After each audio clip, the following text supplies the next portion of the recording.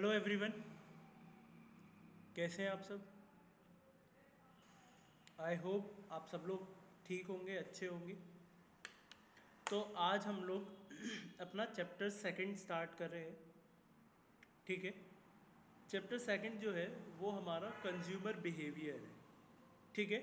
Basically इस chapter में हम लोग क्या बात करने हैं, इस चैप्टर में हम लोग बात करेंगे कि कंज्यूमर कैसे रिएक्ट करता है। ठीक है। किस मार्केट में कंज्यूमर का बिहेवियर कैसा होता है, क्योंकि हम लोग माइक्रो इकोनॉमिक्स पढ़ रहे हैं तो एक इंडिविजुअल लेवल पर बात करें, तो इंडिविजुअल कंज्यूमर्स की बात करें। देखो ये सब आपके सामने कंज्यूमर है। Who is consumer. तो सबसे पहले हम लोग बात करते हैं कि कंज्यूमर कौन होता है और कस्टमर कौन होता है। कई लोग इसको एक जैसा समझ लेते हैं, बट नहीं, कंज्यूमर अलग है और कस्टमर अलग है। तो कौन बताएगा कंज्यूमर क्या होता है। आप सबने पढ़ रखा है कंज्यूमर को, कंज्यूमर होता क्या है। ठीक है। चलो एक बार फिर भी पढ़ लेते हैं क्या होता है consumer. Who buy goods and services to satisfy wants. वो इंसान जो गुड्स एंड सर्विसेज को खरीदता है अपनी वांट को सेटिस्फाई करने के लिए। ठीक है। कोई भी इंसान अगर अपनी इच्छाओं को सेटिस्फाई करने के लिए कोई गुड्स एंड सर्विसेज खरीद रहा है तो वो क्या हो जाएगा, कंज्यूमर। कस्टमर कौन होता है, जो गुड्स एंड सर्विसेज खरीदता है। अगर वो उसको यूज भी कर रहा है तो वो कंज्यूमर है, अगर वो उसको यूज नहीं कर रहा तो खाली वो कस्टमर है। तो हर कस्टमर जरूरी नहीं है कंज्यूमर हो। कस्टमर का मतलब क्या है कि वो बस खरीद रहा है, और कंज्यूमर का मतलब क्या है कि वो खरीदने के साथ साथ उसे यूज भी कर रहा है। ठीक है। तो आप सबको कंज्यूमर समझ में आ गया होगा कि कंज्यूमर क्या है। कंज्यूमर क्या है, who buy goods and services to satisfy wants. ठीक है। इनका एम क्या होता है, to get maximum satisfaction from the spending his income on various goods. ये क्या चाहते हैं कि मेरे को मैक्सिमम सेटिस्फेक्शन मिलना चाहिए अपनी इनकम को खर्च कर कर। ठीक है। जैसा कि मैं एग्जांपल देता हूँ, बार बार बार बार एक एग्जांपल मैं कोट करता हूँ कि मान लो मुझे गोलगप्पे खाने हैं। ठीक है। और मैं गोलगप्पे खाने गया बाजार में, दो गोलगप्पे की स्टॉल है, दोनों बराबर बराबर में लगी हुई है, दोनों का सेम टेस्ट है, सारी चीज़ें सेम है, पर एक मेरे को 10 रुपये के 6 दे रहा है और एक 10 रुपये के 5 गोलगप्पे दे रहा है। तो एक बीइंग अ नॉर्मल कंज्यूमर मैं क्या करना पसंद करूँगा, मैं उसको खाना पसंद करूँगा जिससे मेरे को ज़्यादा सेटिस्फेक्शन मतलब ज़्यादा गोलगप्पे मिल रहे, तो मैं 10 के 6 वाली गोलगप्पे खाना ज़्यादा पसंद करूँगा क्योंकि मुझे वहाँ पर एक एक्स्ट्रा मिल रहा है। ठीक है। तो क्या एक कंज्यूमर क्या चाहता है, मैक्सिमम सेटिस्फेक्शन चाहता है, to get maximum satisfaction from the spending his income on various goods. ठीक है। जहां भी मैं पैसे खर्च कर रहा हूं वहां से क्या मिलना चाहिए, मेरे को मैक्सिमम सेटिस्फेक्शन मिलना चाहिए। ठीक है। समझ में आ गया। और लेट कर नहीं देखनी ये वीडियो। ठीक है। तुमसे बात करो जो लेट कर देख रहे हो, लेट कर नहीं देखनी, समझो चीज़ों को। ठीक है। थोड़ा सा क्लास को एंटरटेनिंग वे में एंजॉय करो। कोई और एग्जाम्पल आप लोग उससे रिलेटेड वो कर सकते हो तो आप उन एग्जाम्पल्स को यहाँ पर थॉट ऑफ करो। ठीक है। चलिए अब बात करते हैं बेटा प्रॉब्लम्स ऑफ कंज्यूमर की। कंज्यूमर देखो बेचारा, मतलब क्या बोलूँ मैं इसको, कंज्यूमर है। अब इसको कुछ दिक्कतें भी होती है ना, मान लो इसे अपने हिसाब का प्रोडक्ट नहीं मिल रहा, अब मुझे कहीं जगह खाने का मन है पर वहाँ पर खर्च करने के लिए पैसे नहीं है। तो कंज्यूमर के साथ बहुत सारी दिक्कतें हैं, कंज्यूमर बहुत सारी प्रॉब्लम्स को फेस करता है। आपके साथ भी कुछ प्रॉब्लम्स होती होंगी बीइंग अ कंज्यूमर। आपके हिसाब का प्रोडक्ट नहीं है, आप उस प्रोडक्ट को खरीदना चाहते हैं, उसकी वैल्यू ज़्यादा है। ठीक है। आपके लिए वो मार्केट में अवेलेबल नहीं है, तो बहुत सारी दिक्कतें हैं। ठीक है। तो मेन दिक्कतों की मैं बात करता हूँ तो क्या है, पहली दिक्कत है हैज़ लिमिटेड इनकम। भाई मेरे पास पैसे नहीं होते, पैसे की कमी पड़ जाती है। मान के चलो आज आपने मम्मी को बोला कि मम्मी मेरे को ना मोमोज खाने का मन हो रहा है, मोमोज जो है, और मेरे को स्प्रिंग रोल खाने का मन हो रहा है। ठीक है। पर मम्मी ने दिया आपको केवल और केवल 100 रुपये। मम्मी ने कितने रुपए दिए, केवल और केवल 100 रुपये दिए। तो क्या है, क्या आप दोनों चीज खा सकते हो, नहीं, क्योंकि आपके पास इनकम क्या है, लिमिटेड है, केवल 100 रुपये। और 100 रुपये में दोनों चीज़ नहीं आ सकती, पहली दिक्कत। ठीक है। दूसरा, ओवर अनलिमिटेड वांट्स, और मेरी इच्छाएं क्या है, अनलिमिटेड है। अब देखो, खर्च करने के लिए मम्मी ने कितने रुपए दिए, केवल 100 रुपये दिए, पर मेरे को खानी कितनी चीज़ें हैं, 2 चीज़ें, तो मेरी इच्छाएं ज़्यादा है ना। दूसरी दिक्कत कंज्यूमर के साथ ये है कि उसके पास रिसोर्सेज तो कम है, पर उसकी इच्छाएं जो हैं वो बहुत ज़्यादा हैं, उसकी इच्छाएं जो है वो ओवर है, बहुत ओवर है, अनलिमिटेड इच्छाएं हैं। ठीक है। दूसरी चीज़, उसके पास जो पैसे हैं ना, उससे वो क्या चाहता है, मैक्सिमम सेटिस्फेक्शन चाहता है। मतलब अगर मेरे पास 100 रुपये भी है तो मैं ऐसे खर्च करना चाहूँगा कि मुझे मैक्सिमम सेटिस्फेक्शन मिले। मैं मोमोज की फुल प्लेट ना लेके हाफ प्लेट ले लूँगा, स्प्रिंग रोल की फुल प्लेट ना लेके हाफ प्लेट ले लूँगा। मैं कैसे ना कैसे एडजस्ट करने की कोशिश करूँगा कि मैं दोनों खा लूँ, मेरा दोनों चीज़ का मन है ना, तो मैं दोनों खा लूँ, तो मैं ऐसा सोचूंगा। तो कंज्यूमर के साथ ये प्रॉब्लम है कि उसको मैक्सिमम सेटिस्फेक्शन भी चाहिए। अगर मैं 10 रुपये खर्च कर रहा हूँ तो मुझे 10 रुपये के बराबर सेटिस्फेक्शन मिलना चाहिए। सेटिस्फेक्शन को हिंदी में हम लोग बोलते हैं संतुष्टि। ठीक है। तो मतलब मैं जितने पैसे खर्च कर रहा हूँ मुझे उतने का सेटिस्फेक्शन मिलना चाहिए, उतने की संतुष्टि मिलनी चाहिए कि हाँ, नाउ आई एम सेटिस्फाइड कि मैंने जितने खर्च करे उतने वसूल करे। ये प्रॉब्लम है। देखो ये भैया उछल रहे, तो ये क्या है, मैक्सिमम सेटिस्फेक्शन मिलेगा तभी तो आप उछलोगे, ऐसे बंदर की तरह उछलना नहीं है, ध्यान रखना। ठीक है। मतलब खुश होते हैं हम अगर हमें सेटिस्फेक्शन मिलता है, या गोलगप्पे खाने एक एक्स्ट्रा मिल जाता है तो खुश होने लग जाते हो, नाचने लग जाते हो। ऐसे नहीं नाचना, गंदी बात होती है, बैड मैनर्स। ठीक है। उसके बाद बात करते हैं कंज्यूमर इक्विलिब्रियम। देखो कंज्यूमर हम लोग समझ चुके हैं, अब हम लोग बात करते हैं इक्विलिब्रियम पे कि ये इक्विलिब्रियम क्या है। इक्विलिब्रियम है कि भैया मैं जितने रुपए खर्च कर रहा हूँ मुझे अगर उतने का सेटिस्फेक्शन मिल जाएगा तो क्या हो जाएगा, इक्विलिब्रियम हो जाएगा। अगर मैं 10 रुपये खर्च कर रहा हूँ, 10 रुपये खर्च करके मुझे 10 रुपये का सेटिस्फेक्शन मिल रहा है, तो ये क्या हो जाता है, कंज्यूमर का इक्विलिब्रियम। मतलब मैं जितने रुपये खर्च कर रहा हूँ मुझे उतने का सेटिस्फेक्शन मिल जाना चाहिए, तभी क्या बनेगा, कंज्यूमर इक्विलिब्रियम बनेगा। ठीक है बेटा। In an economy equilibrium means a position of no change, जहां पर मुझे एक पोजीशन है जहां पर मुझे चेंज ही नहीं करना, क्योंकि जितने पैसे मैं खर्च कर रहा हूँ उतने का सेटिस्फेक्शन मुझे मिल रहा है, तो मैं क्यों चेंज करूँगा, मैं क्यों शिफ्ट होना पसंद करूँगा। मैं इस गोलगप्पे वाले से खाता हूँ, ये 10 के 6 देता है, इसका टेस्ट अच्छा है, इसका सब कुछ अच्छा है। क्या आप चेंज करोगे, क्या आप किसी नए के गोलगप्पे ट्राई करोगे, क्या आप 10 के 5 खाना पसंद करोगे, बिल्कुल नहीं करोगे, है ना, क्योंकि 6 मिल रहे हैं। बेटा इंपॉर्टेंट समझो गोलगप्पे की, आज के टाइम में कितने इंपॉर्टेंट है, लड़कियों से पूछो, है ना। ठीक है। तो बेनिफिट इक्वल्स टू कॉस्ट होना चाहिए। क्या होना चाहिए, बेनिफिट इक्वल्स टू कॉस्ट। मैं जितने रुपए खर्च कर रहा हूं मुझे उतने का बेनिफिट मिल जाए, बस, मेरे को और कुछ नहीं चाहिए। अपन कुछ नहीं मांगता, केवल क्या मांगता है कि बेनिफिट इक्वल्स टू कॉस्ट। ठीक है। अब आता है कंज्यूमर इक्विलिब्रियम। अभी हमने बात करी कि क्या होता है, अब एग्जैक्टली में बात कर रहे हैं कि कंज्यूमर इक्विलिब्रियम होता क्या है। It is a situation under which he spent his given income on purchase of commodity in such a way that gives him maximum utility and he feel no wish to change his consumption level. मान लो कि मैंने एक रोटी खाई, ठीक है, रोटी थी 5 रुपए की, मैं भूखा था, बहुत ज़्यादा भूखा था, एक रोटी खाई, रोटी थी 5 रुपए की, पर उससे जो सेटिस्फेक्शन डिराइव हुआ वो हुआ 20 रुपए का। तो अभी देखो बहुत ज़्यादा है ना सेटिस्फेक्शन, मतलब मैं अभी और खा सकता हूँ। मैंने फिर 1 रुपए की एक रोटी खरीदी, ठीक है, मैंने खाई, अब मुझे उस रोटी पहले से, अब मेरे थोड़ी सी भूख कम हो गई ना, अब उस रोटी ने मेरे को 15 का सेटिस्फेक्शन दिया।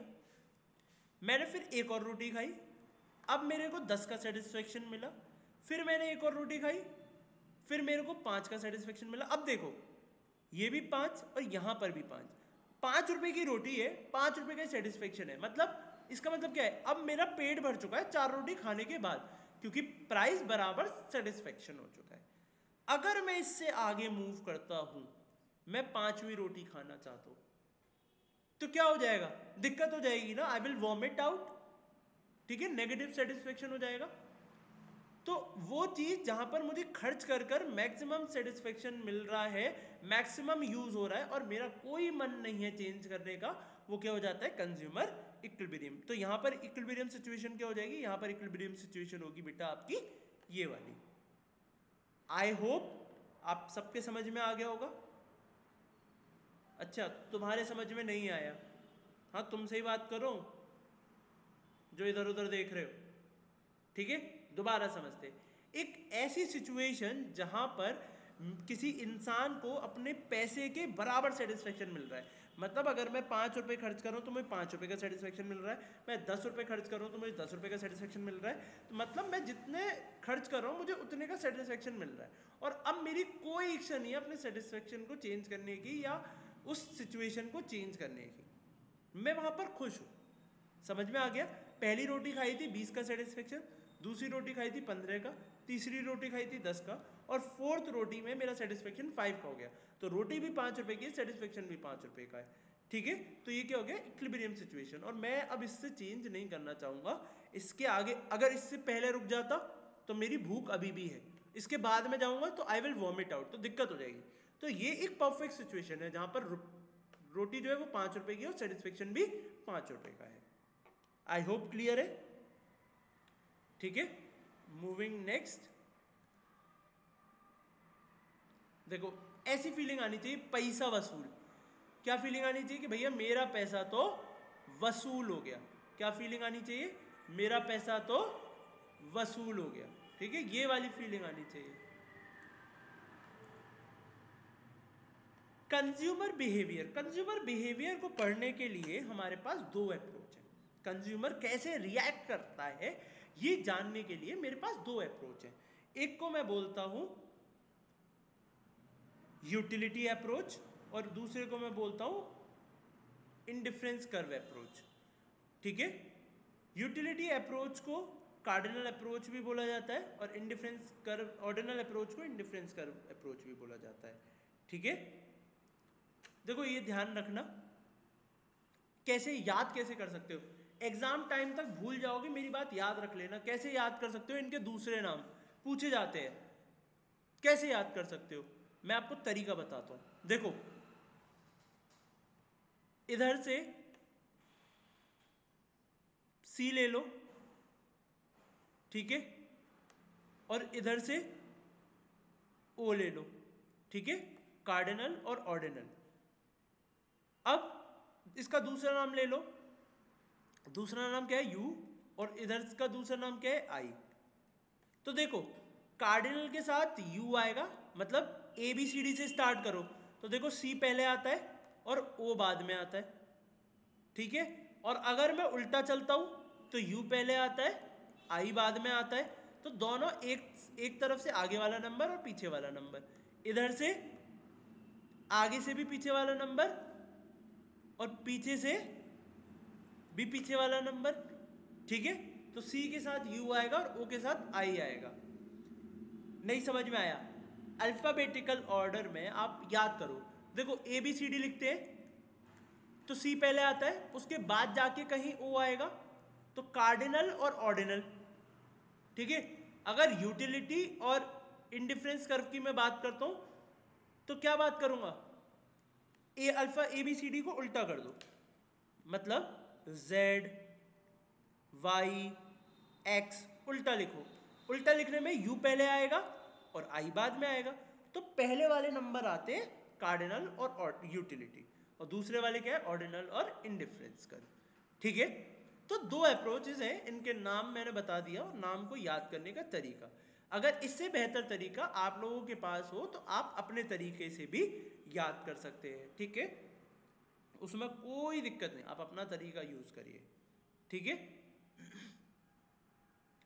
तो जो हमारा यूटिलिटी अप्रोच है इसको किसने दिया, अल्फ्रेड मार्शल। यूटिलिटी अप्रोच किसने दिया है, अल्फ्रेड मार्शल ने। और इंडिफरेंस कर्व अप्रोच किसने दिया है, जे.आर. हिक्स ने। अगेन याद रखने वाली बात है, कंज्यूमर बिहेवियर दो पार्ट्स में डिवाइड होता है, utility approach and indifference curve approach. Utility approach किसने दिया है? Given by Alfred Marshall and indifference curve is given by JR. Hicks. यहां तक मुझे नहीं लगता आप लोगों को कोई भी दिक्कत होगी। अगर कोई भी दिक्कत हो तो दोबारा इसको रोक कर बैक कर कर दोबारा समझने की कोशिश करिएगा वीडियो को, ठीक है। उसके बाद आता है, सबसे पहले हम लोग पढ़ते हैं cardinal approach, cardinal utility approach, diminishing marginal utility. देखो डिमिनिशिंग का मतलब आप सबको शायद समझ में आ गया होगा। डिमिनिशिंग मतलब कोई चीज गिर रही है। क्या गिर रही है? मार्जिनल यूटिलिटी गिर रही है। मतलब हर सक्सेसिव यूनिट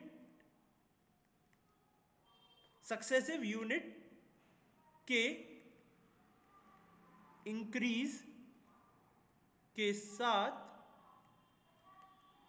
यूटिलिटी का गिरते जाना। सक्सेसिव यूनिट के इंक्रीज के साथ यूटिलिटी का गिरते जाना।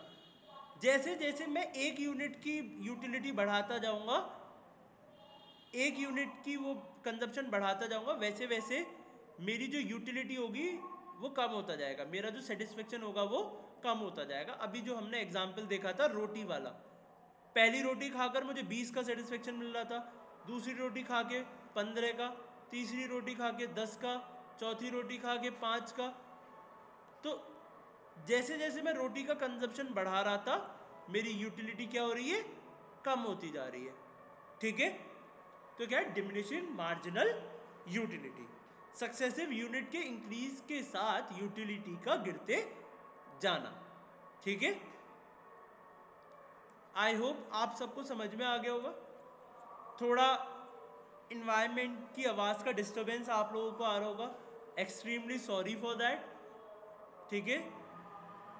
प्लीज़ थोड़ा सा एडजस्ट करिएगा, ठीक है।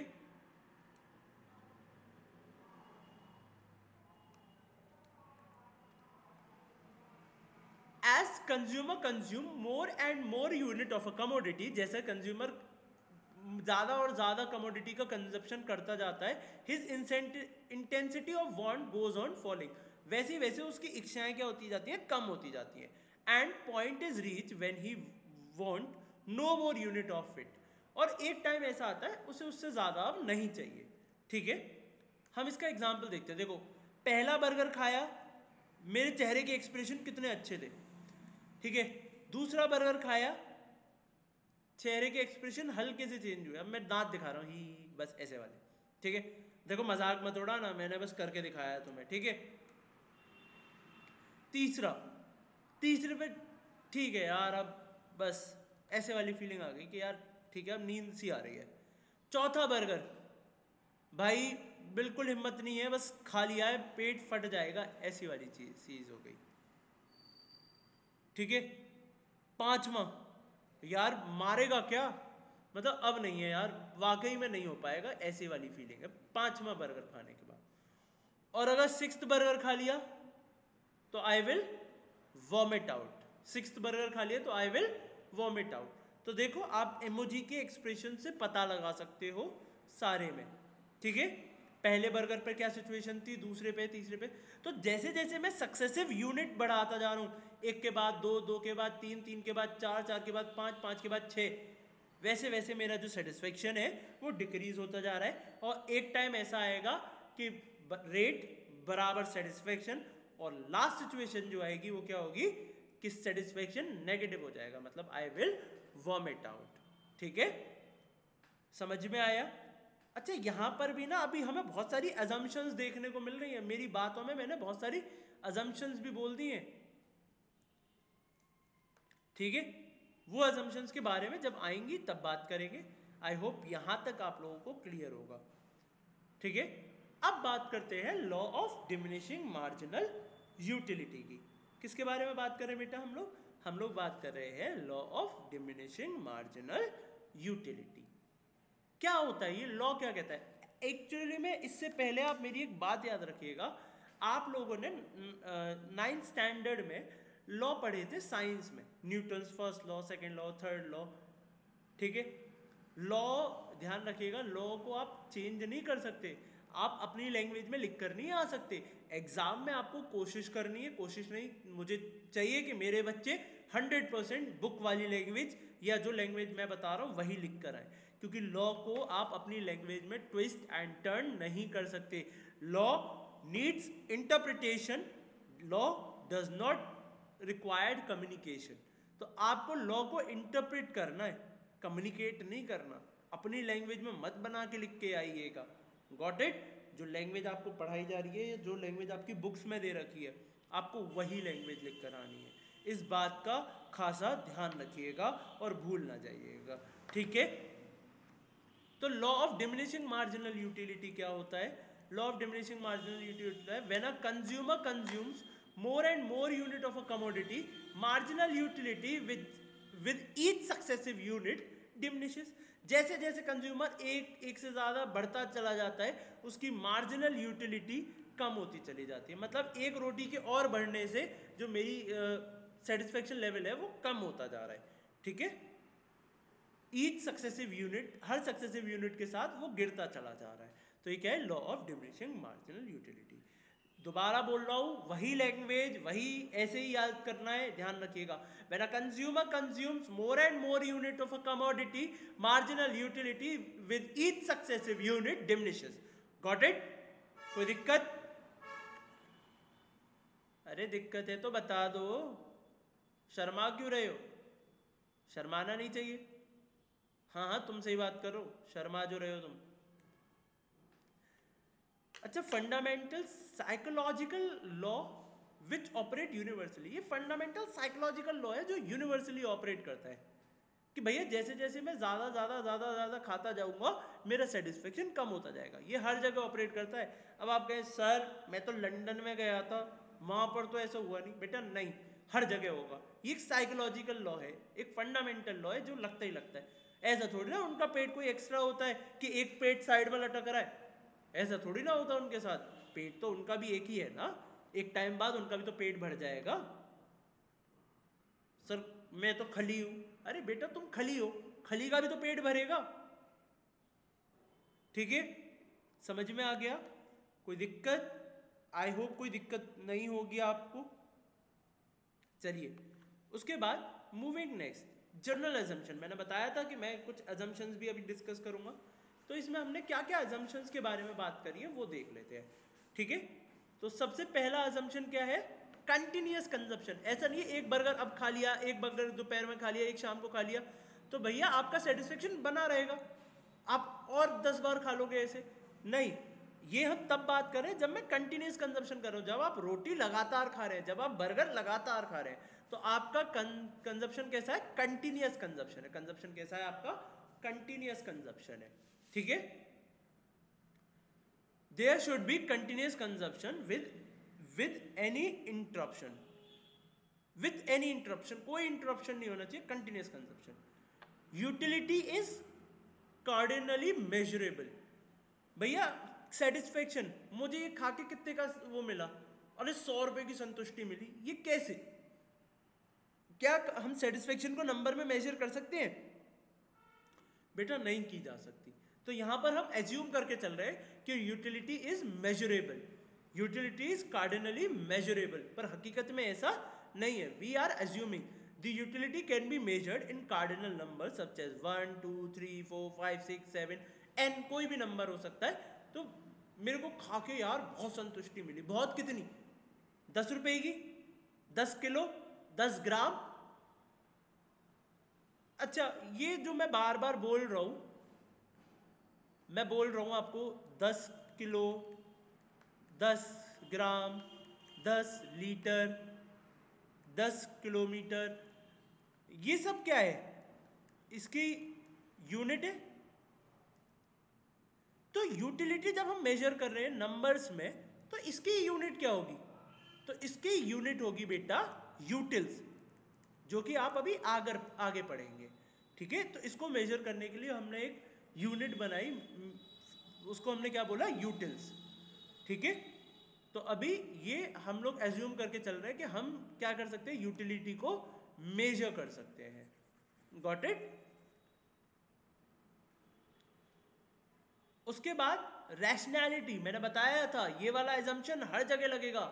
रैशनैलिटी मतलब कंज्यूमर इज रैशनल। यहां पर हम क्या बात कर रहे हैं कि कंज्यूमर क्या है, एक रैशनल इंसान है, रैशनल होके सोचता है।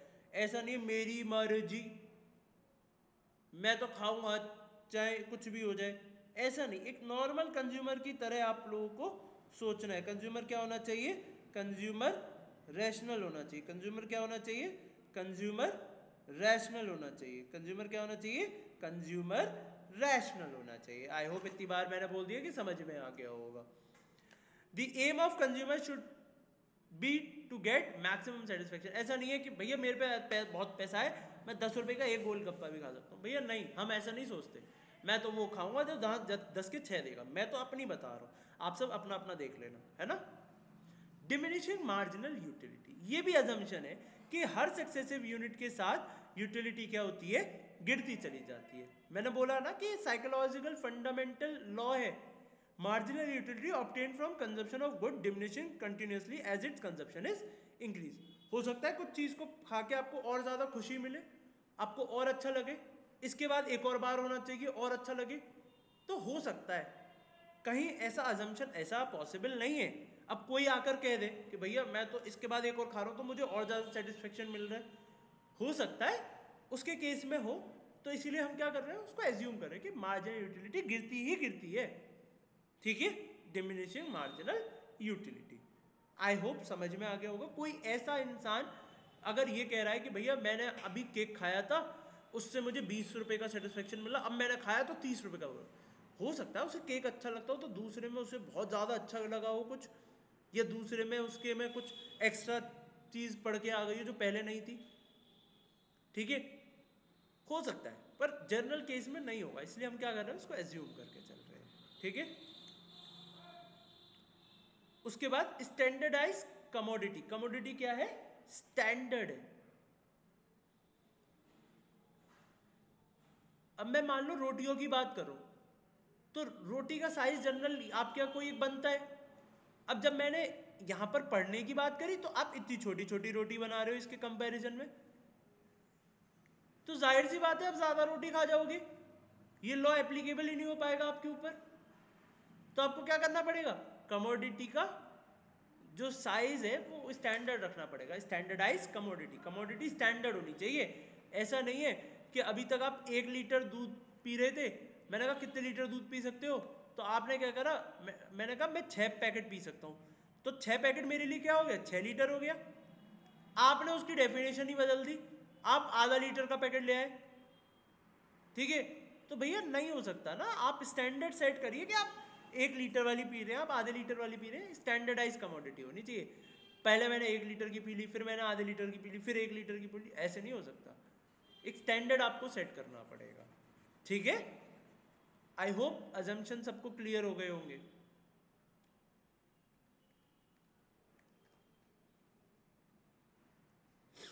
ठीक है, why consumer consumes commodity, consumer क्यों कंज्यूम करता है कमोडिटी को। Consumer consumes the commodity because it gives them happiness और सेटिस्फेक्शन। मैं क्यों कंज्यूम करता हूं, क्योंकि मुझे उसे खाकर सेटिस्फेक्शन मिलता है कि भैया मेरा पेट भर गया, या फिर खुशी मिलती है। जैसे देखो लंच, लंच हम क्यों करते हैं, लंच खाकर हमें सेटिस्फेक्शन मिलता है ना, पेट भर गया, भूख लग रही थी, ये खुशी मिलती है। अब आता है यूटिलिटी कॉन्सेप्ट है क्या। Utility refers to the want satisfying power of a commodity.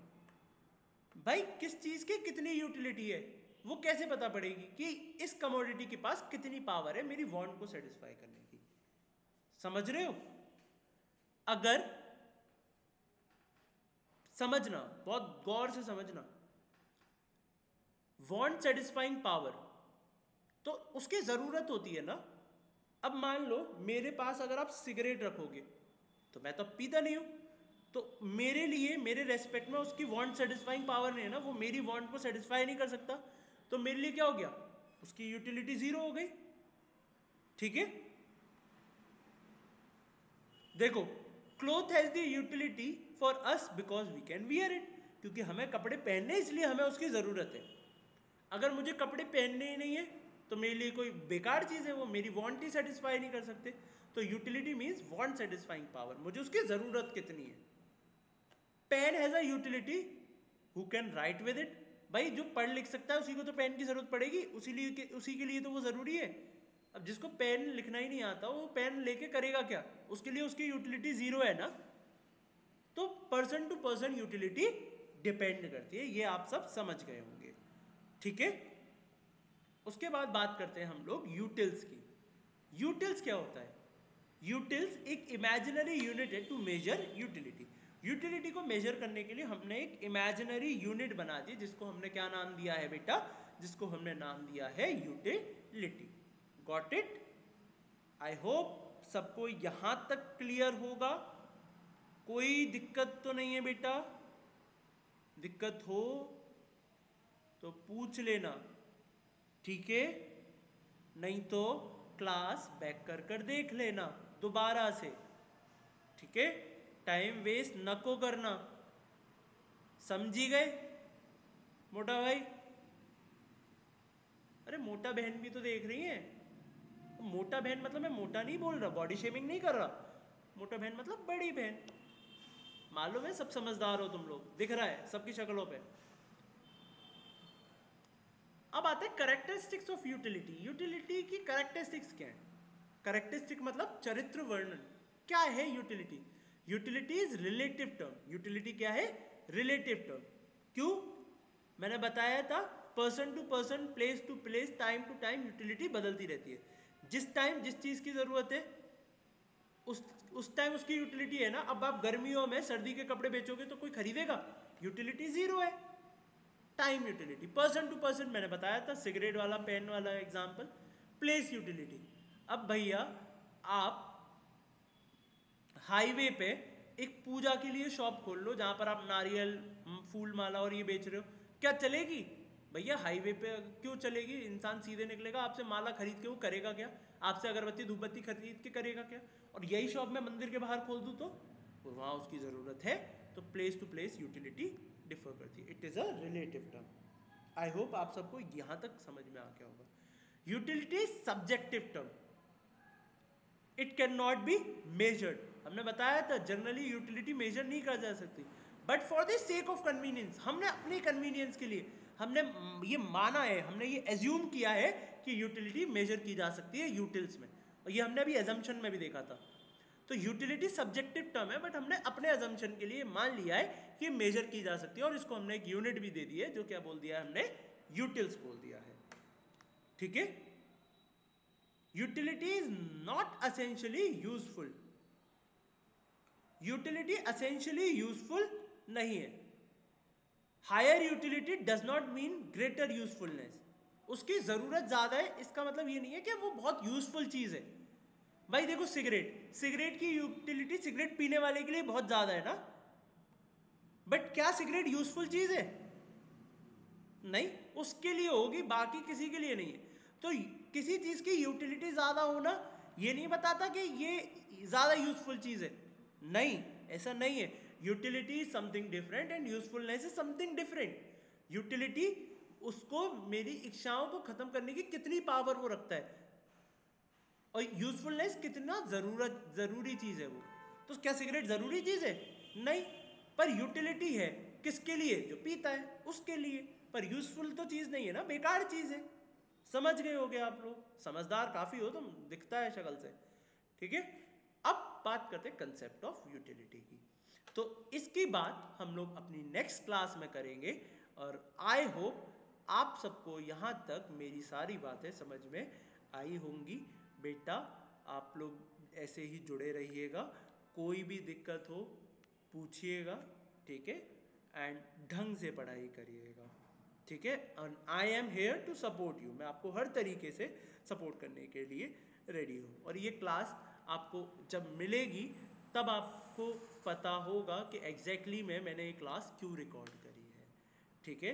तो आप प्लीज़ सपोर्ट करिएगा और ढंग से पढ़ाई करिएगा, और हम लोग ऐसे ही आगे पढ़ते रहेंगे, और आपका कोई भी चीज़ मिस नहीं होगी, कोई भी आपका नुकसान नहीं होगा, इसकी जिम्मेदारी मैं लेता हूँ, ठीक है। इसी के साथ आज की क्लास को यही वाइंड अप करते हैं and bye bye, take care, have a good day.